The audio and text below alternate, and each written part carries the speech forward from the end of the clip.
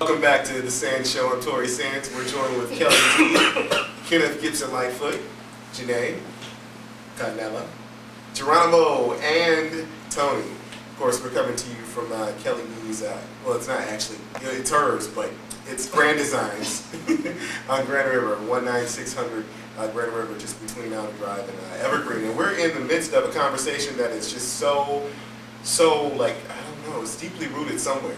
And we're talking about religion. And Janae, she read a letter about Dr. Laura, and we were talking about religion. Should religion be forced?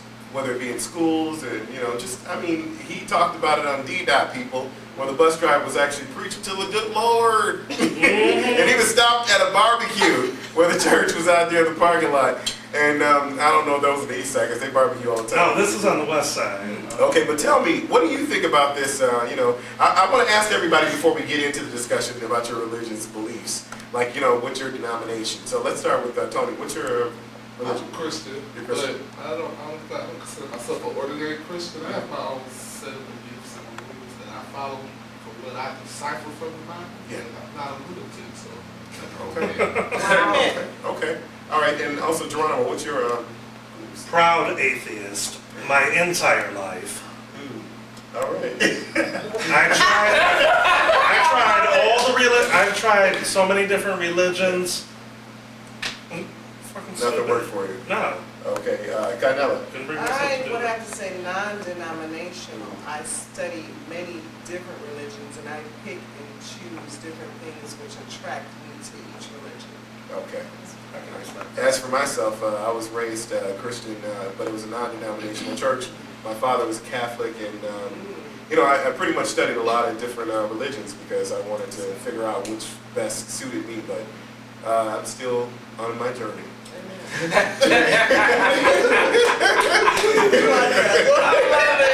love it. Janae, what's your... I would officially call myself an agnostic. Okay. All right, Ken. I am Christian and I was raised in a Baptist denomination. All right. Okay. And Kelly D. A Christian as well. I was raised Catholic. There's not everything that I believe or go by. And again, I am too still seeking something to be a little more concrete on. Okay. So make sure you guys speak up a little bit too so we can get everybody's vocals here. I'm a Christian! Catholic!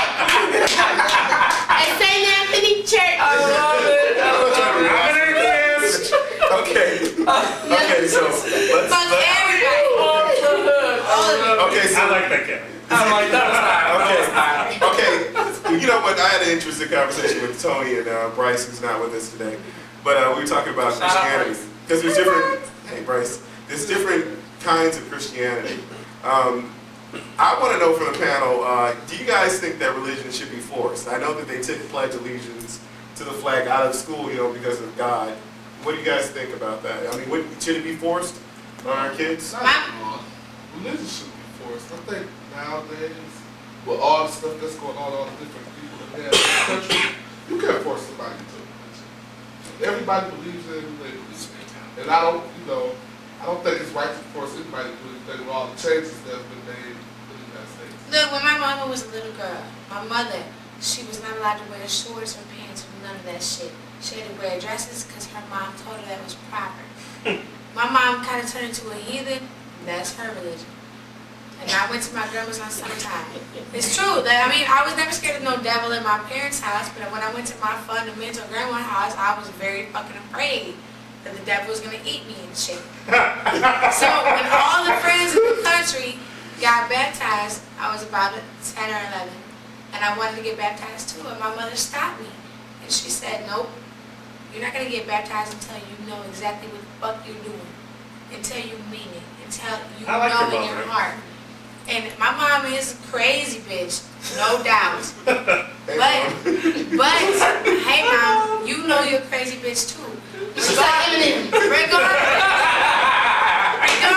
I've always loved that you never let me get baptized before I understood what I was doing. And I appreciate that. Okay, you just said she was crazy. She is crazy, but she was right about that. Okay, but how do you know if she was crazy? Because I lived my life to because people are crazy every single fucking day, but they're not always crazy all the time. They're right about something. We're not You gotta be right about crazy. something to be crazy.